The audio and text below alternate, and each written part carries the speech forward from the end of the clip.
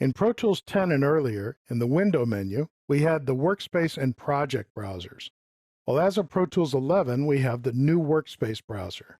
The hotkey for this is Option I. Right now, this is grayed out. As soon as we open the browser, we'll be able to choose bringing it to front or sending it to back using these keystrokes. You could work a lot in Pro Tools and never need the Workspace browser, but since it's here, I've maximized it. Let's take a look at what it does. We'll skip over name for a minute and look at permissions. This is where you can change the permission of a particular device from record to playback to transfer. So right now I'm going to switch to the session that I'm in and the audio files folder for that session and see what's there. Some hats. Let me type hat up in the search field. It's looking in this particular session. It's basically refining the search and throwing away everything that's not a hat. Now we have hats and then something called verse hat, which tells me it's the hat for the verse. And we can reverse search this and put the high letters on top and the low letters on the bottom. Good information here in the default setting.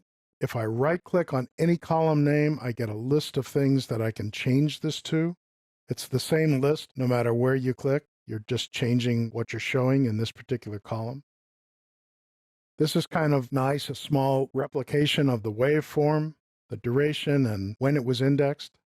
More about indexing in a little bit. See that there's no little box up here? But if I type in hat, let me open this triangle. This little box shows up and allows me to choose which of the volumes that I'm looking for hat. So it found anything with the word hat in it, basically. Let's clear that search. And let's go back to audio files for this session. We can also refine the search. These are the modifiers that you can add. And then you use your Boolean type language, and then you can start modifying your search. Look for the name contains hat, and the size is less than so-and-so. If I went outside my session and found a file that I wanted to add, I could click on it, audition it, just by clicking on the little speaker. And then we saw that we could add audio to our session by using Shift-Command-I, or import audio. We can also just pick it up and drag it into the session. I'll tell you what, I'll go ahead and do it, and then undo it. Did it close the browser that I had open? I think it's just hiding back there. So that's one of those cases where you want to bring it to front. Let's see if that works. Bring to front. Once you have this window configured and sized the way you want with the information that you want, perhaps you don't want it to be quite this big, maybe not quite that small, but maybe this size. You can store that layout by hitting Command on a Mac or Control on a PC and one of those numbers.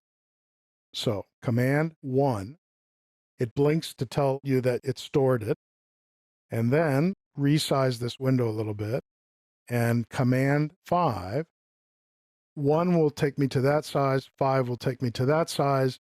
If I wanted to configure different columns for 5 than 1, I could do that. There are basically 5 different presets that you can load up and use for whatever you're searching for on any volume. It's pretty handy. Now, it might help you to know where Pro Tools stores the index for this database when it scans your drive. Let's use our handy hide Pro Tools command. We'll go to the drive. I'm actually going to go to the desktop, users, but not this user, and shared Pro Tools, and there is the workspace information.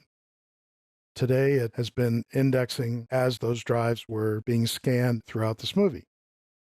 Jumping back to Pro Tools, some things you haven't seen yet, markers and various ways to display the information, and that's coming up in later movies.